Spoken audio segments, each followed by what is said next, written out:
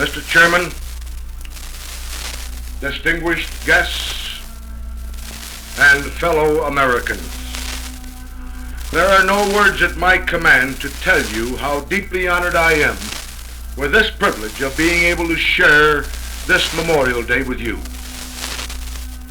I also feel very highly honored and feel very complimented to have been asked to take part in this ceremony. Last week, while pondering over the kind of message that I would bring to you today, my mind wandered back to my childhood days and what Memorial Day meant to me then. I visualized a 12-year-old lad standing at the base of a platform similar to the one which I now stand. The platform was located in front of the fire hall just as it is here. It was beautifully decorated. The town was Pittsford, New York. The town had been very beautifully decorated, but most important was the fact that my bicycle was decorated and that I was going to be in the parade. I remember being on my tiptoes, living moment by moment, filled with anticipation and expectation of the things which were to follow. My impatience being intensified because the preliminaries were taking much too long. To what was I looking forward with such boyish enthusiasm? Why, it was the big parade, of course. What else could Memorial Day mean to a small boy? With youngsters, this is to be expected, and without any censure. But sometimes I wonder if we who are older give proper thought to this day that has been set aside to honor those who have secured our freedom with their blood, sweat, tears, and yes, their very lives. It pleases me this morning to be able to tell you that it was General John A. Logan, the Commander-in-Chief of the Grand Army of the Republic, who first proclaimed Memorial Day in 1868.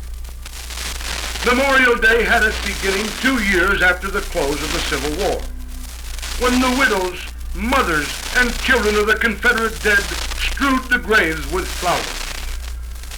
At many places, the women scattered them impartially over the unknown and unmarked resting places of the gallant Union soldiers.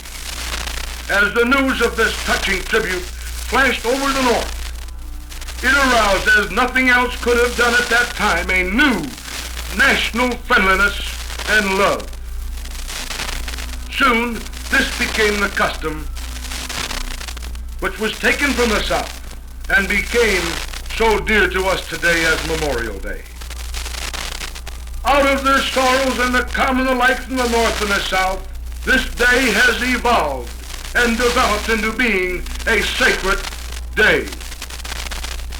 Decoration Day, as it was called then, was soon felt to be too superficial to express the profound ideas and emotions to which the occasion is dedicated, and it was renamed Memorial Day. Of this holiday, an unknown writer once wrote, "This festival is not merely a holiday in the modern acceptance of that word.